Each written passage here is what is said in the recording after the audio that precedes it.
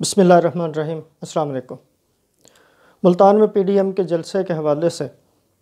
تصادم کی خبریں ہیں۔ کیا یہ تصادم واقعی موجود ہے یا محض خبریں ہیں؟ گرفتاریاں جو ہو رہی ہیں ان کی حقیقت کیا ہے؟ اب تک کتنے لوگ گرفتار ہو چکے ہیں اور ان گرفتاریوں کا دائرہ کتنا وسیع ہے؟ اور جس کریک ڈاؤن اور کارروائی کی باتیں کی جا رہی ہیں وہ اصل میں کارروائی ملتان میں کس کے خلاف ہوئی ہے؟ کیا وہ واقعی سیاسی جماعتوں کے خلاف کارروائی ہوئی ہے یا یہ کارروائی کسی اور کے خلاف ہے؟ اور اگر پی ڈی ایم کا جلسہ اسٹیڈیم قاسم باغ میں نہیں ہو پاتا تو پھر حکمت عملی کیا ہوگی اور یہ جلسہ پھر کہاں ہوگا؟ اس کے علاوہ باقی کچھ صورتحال اس ویڈیو میں ڈسکس کی جائے گی۔ آگے بڑھنے سے پہلے میری آپ سے درخواست ہے کہ آپ ہمارے چینل سبسکرائب کریں تاکہ ہماری ویڈیوز آپ کو باقاعدگی سے ملتی رہیں۔ آگے بات کرنے سے پہلے میں آپ کو پچھلے 2-3 دن کی جو صورتحال ہے اس کو مختصراً بتا دیتا ہوں۔ آج سے 2-3 دن پہلے ایک ریلی نکالی گئی پی ڈی ایم کے جلسے کے حوالے سے، جس میں سابق وزیر اعظم پیپلز پارٹی کے رہنما سید یوسف رضا گیلانی کے صاحبزادے علی اصغر گیلانی کو گرفتار کر لیا گیا، لیکن اگلے دن ان کی ضمانت ہو گئی۔ ان کے ساتھ چند اور لوگ بھی تھے، ان کی بھی ضمانت ہو گئی۔ اس کے بعد انتظامیہ نے قاسم باغ اسٹیڈیم جو ہے اس کو تالے لگا دیے اور زنجیریں ڈال کر ان کو بند کر دیا گیا۔ لیکن اسی دن رات کو پی ڈی ایم کے کارکنوں، جس میں یوسف رضا گیلانی کا خاندان اور ان کے جو متقدین ہیں یا سیاسی فالورز ہیں، ان کی تعداد زیادہ تھی، انہوں نے اس زنجیروں کو اور تالوں کو توڑ کر اس کو کھول لیا اور وہاں پر جلسے کی تیاریاں شروع کر دی گئیں۔ لیکن اس کے باوجود انتظامیہ نے کچھ مقامات پر کنٹینر اور بیریئرز لگا کر راستہ بند کر دیا۔ کل رات ایک دفعہ پھر انتظامیہ اور پولیس نے وہاں کارروائی کرتے ہوئے جو تیاریاں تھیں ان کو روک دیا۔ اس دوران پیپلز پارٹی اور دوسرے کارکنوں کے درمیان کچھ جھڑپ ہوئی۔ کچھ جھڑپ ہونے سے مراد یہ ہے کہ صرف مزاحمت کرنے کی کوشش کی گئی، کوئی تصادم نہیں ہوا۔ اس تصادم کے یا کارروائی کے دوران صرف کہا جا رہا ہے کہ 300 یا 400 کے قریب لوگ موجود تھے۔ اگر ویسے بھی یہ سوچا جا سکتا ہے کہ اگر یہ کارکن واقعی ہزاروں میں ہوتے، جیسے کہ کہا جا رہا ہے کہ وہاں پر ہزاروں کی تعداد میں کارکن موجود ہیں، تو پولیس کو یا انتظامیہ کو وہاں کارروائی کرنے کی ہمت نہ پڑتی، کیونکہ اگر اتنے بڑے زیادہ کارکن ہوتے تو پھر واقعی تصادم ہو جاتا۔ البتہ تھوڑے لوگوں کے ساتھ بھی تصادم کی کوشش ضرور کی گئی کہ اگرچہ کچھ لوگوں کو گرفتاریاں زیادہ بڑے پیمانے پر ہوں اور اس تصادم میں زیادہ نہیں تو کم از کم کچھ لوگ زخمی ضرور ہو جائیں۔ پولیس کو اشتعال دلانے کی کوشش کی گئی۔ ایسی فوٹیج موجود ہیں، ایسی ویڈیوز موجود ہیں جس میں یوسف رضا گیلانی کے صاحبزادے اور باقی لوگ پولیس والوں کو دھکے مار رہے ہیں اور باقاعدہ ان کے ساتھ مشتعل ہونے کی کوشش کر رہے ہیں، لیکن پولیس نے کمال صبر اور استقامت کے ساتھ اس سارے معاملے کا سامنا کیا اور کسی قسم کا تصادم نہیں ہوا۔ البتہ انہوں نے وہاں پر دوبارہ گراؤنڈ کو سیل کر دیا اور جو تیاریاں تھیں ان کو روک دیا۔ اب کہا جا رہا ہے کہ علی قاسم گیلانی جو یوسف رضا گیلانی کے صاحبزادے ہیں ان کو گرفتار کر لیا گیا اور 3 ایم پی او کے تحت ان کو ایک مہینے کی نظر بند کے لیے جیل منتقل کر دیا گیا ہے۔ لیکن اب اس دوران میں جو پولیس نے کارروائی کی اسٹیڈیم کو دوبارہ بند کرنے کے لیے، تو اس میں محض 35 کارکنوں کو گرفتار کیا گیا ہے اور ان میں اکثریت جو ہے وہ شاید کل ضمانت پر رہا بھی ہو جائے گی، کیونکہ نظر بندی کے احکامات صرف علی قاسم گیلانی کے لیے ہیں۔ اور پھر اگر دیکھا جائے تو پھر اگر کارکن محض 35 گرفتار ہوئے ہیں، اسے بھی اندازہ لگایا جا سکتا ہے کہ وہاں پر کارکنوں کی تعداد کیا ہوگی اس وقت رات کو جو پولیس نے کارروائی کی، جس میں سے محض 35 کو پکڑا گیا ہے۔ تو پھر اصل میں یہ کارروائی کس کے خلاف ہوئی؟ اصل میں یہ کسی کارکن کے خلاف کارروائی ہوئی نہیں، یا کسی سیاسی جماعت کو پکڑ کی نہیں گئی یا کریک ڈاؤن نہیں ہوا، بلکہ یہ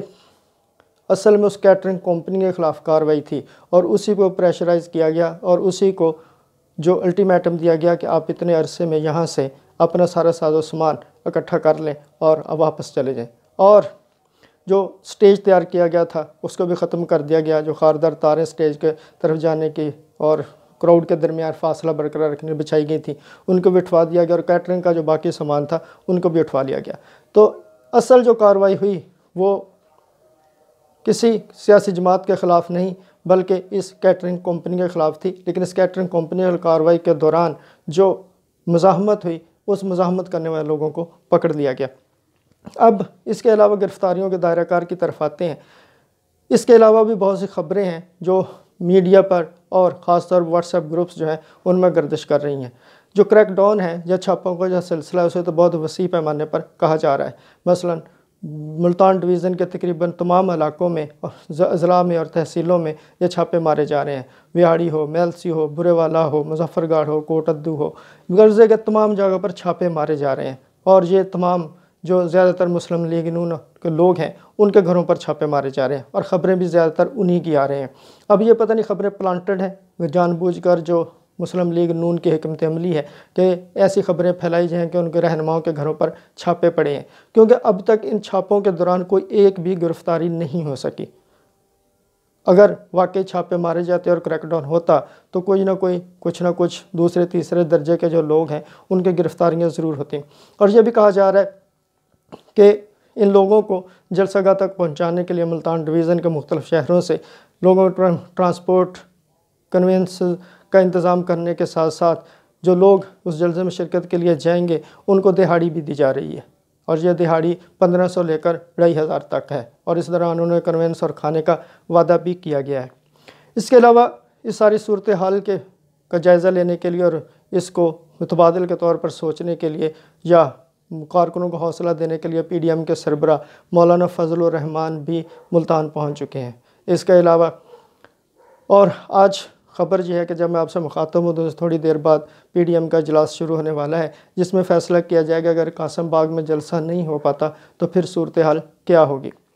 تو اس حوالے سے مولانا فضل الرحمان نے جامعہ خیر المدارس میں جو ملتان کا ایک بہت بڑا مدرسہ ہے اور وفاق المدارس کے جنرل سیکرٹری حلیف جلندری جہاں کے محتمم ہیں، وہاں پر ایک اجلاس کال کیا ہوا ہے۔ اس اجلاس میں پیپلز پارٹی کی طرف سے یوسف رضا گیلانی، رانا ثناء اللہ مسلم لیگ نون کی طرف سے، اس کے علاوہ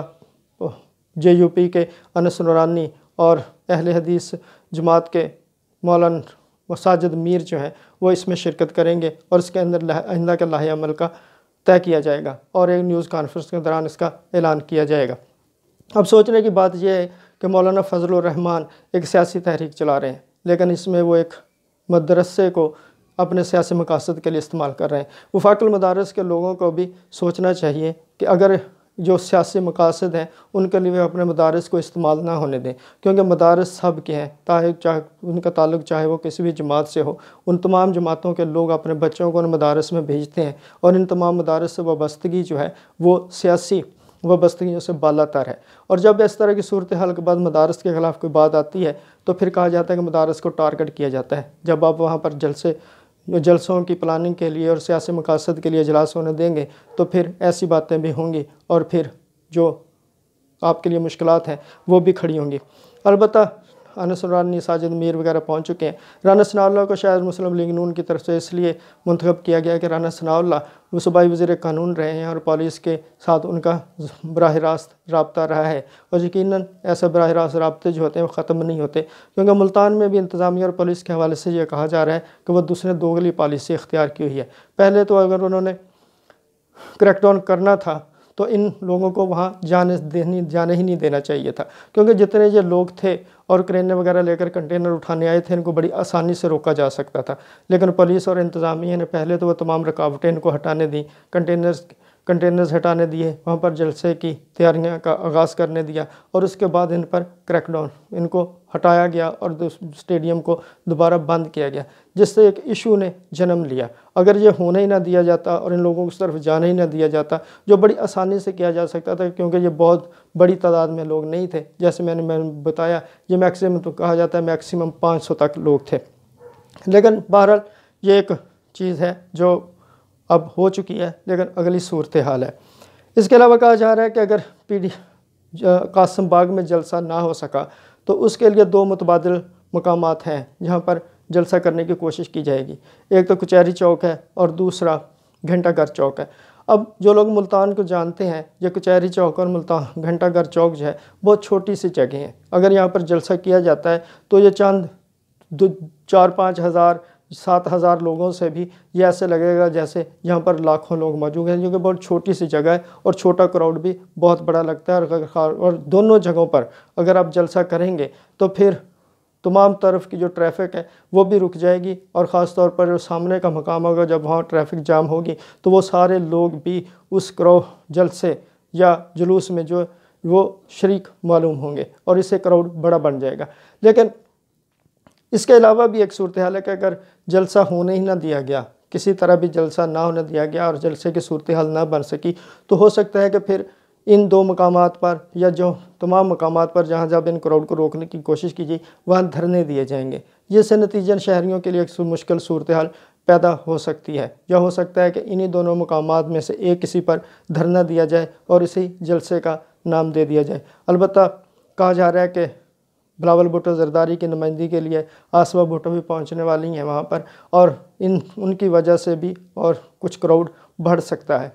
اور یہ اب تک کی صورتحال، اب دیکھتے ہیں کہ پی ڈی ایم کیا لاہ عمل اختیار کرتی ہے اور حکومت ان لوگوں کو دھرنے سے یا کسی دوسرے مقام پر جلسہ کرنے سے کیسے روکتی ہے۔